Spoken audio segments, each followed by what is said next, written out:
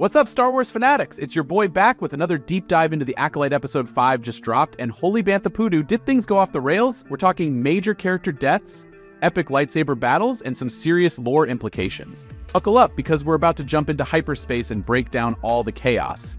Now, let's cut right to the chase. This episode was basically one long, intense action sequence, and it did not disappoint. Remember how we were all joking last week about those nameless Jedi being total red shirts? Well, guess what? We called it. But the show didn't stop there. Oh no, they went full Game of Thrones on us. At first, it felt like we were getting some classic main character plot armor. Saul, Jecki, and Yord were the only Jedi to survive the initial onslaught. But then bam, Jecki gets brutally stabbed over and over by the Master. It was shocking, tragic, and a brilliant way to raise the stakes. Daphne Keen absolutely crushed it in her final moments, giving us a heroic last stand that'll go down in Star Wars history. But wait, there's more. Just when we thought the body count was done, Yord gets his neck snapped like a twig. This was a massive shock that played against all our expectations. Half of our main crew is gone. Just like that, with 3 episodes left to go. Talk about raising the stakes. Now, let's talk about the big reveal we've all been waiting for. Qimir is the Master. I know, most of us saw this coming from a parsec away. But you've got to give the writers credit for not dragging it out until the finale. They dropped this bomb with 3 episodes left, which means we're in for one hell of a ride. What's really interesting is how they handled the reveal. Qimir conversation with Osha, where he basically asks, come on, you didn't figure this out, feels like a nod from the writers. They're acknowledging that, yeah, we probably guessed it, but that's not the point. The point is what comes next. And speaking of what comes next, can we talk about how utterly badass Qimir is? Manny Jacinto is absolutely killing it as our new big bad. That move where he stabbed 2 Jedi at once like some kind of force-wielding Jason Voorhees. Chef's kiss, people. This is the kind of Sith action we've been craving since Darth Maul first ignited his double-bladed lightsaber. But it's not just the physical prowess that makes Qimir interesting.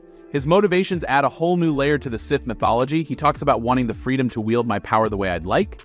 This isn't just some mustache-twirling villain. He genuinely believes the Jedi are in the wrong, which ties in perfectly with what we've seen of the Witches of Brendok. Now, I've got to address the bantha in the room. The twins, May and Osha, are still the weakest part of this show.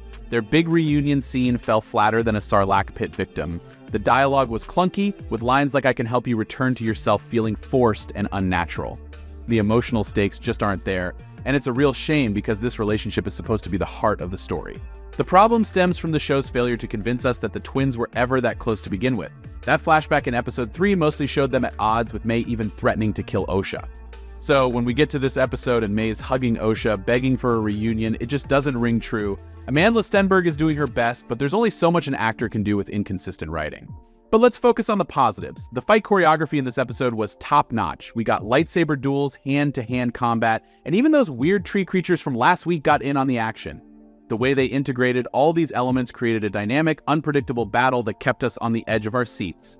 And can we talk about Saul finally getting to show off his skills? That punch-up with Qimir was intense. It was great to see a Jedi really let loose and fight with raw emotion. It added a layer of desperation to the scene that really drove home how high the stakes were. Now, here's where things get really interesting. Qimir dropped the S-bomb. That's right, he actually said Sith, but he did it in this weirdly casual way. Like, oh yeah, you Jedi might call me Sith, whatevs. It's a fascinating take on the Sith ideology, painting them as freedom fighters against Jedi oppression rather than straight-up evil. This is adding so much depth to the Star Wars lore. We're seeing how the Jedi's rigid ways are actually creating their own enemies. It's like that old saying, you either die a hero or live long enough to see yourself become the villain. Except in this case, it's more like you either die a Padawan or live long enough to see yourself become a Sith Lord. The implications of this are huge. We know the Sith are going to make a comeback eventually, so who's going to carry on Qimir's legacy?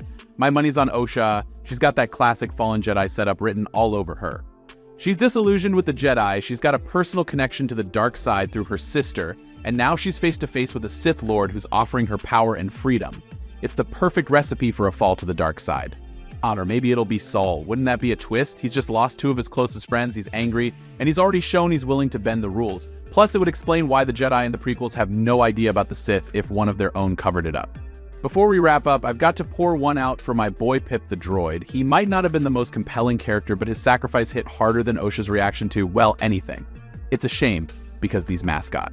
Characters like Pip and Bazil feel out of place in a show that's trying to be darker and more mature. They're not quite landing as comic relief, and they're not adding much to the plot either.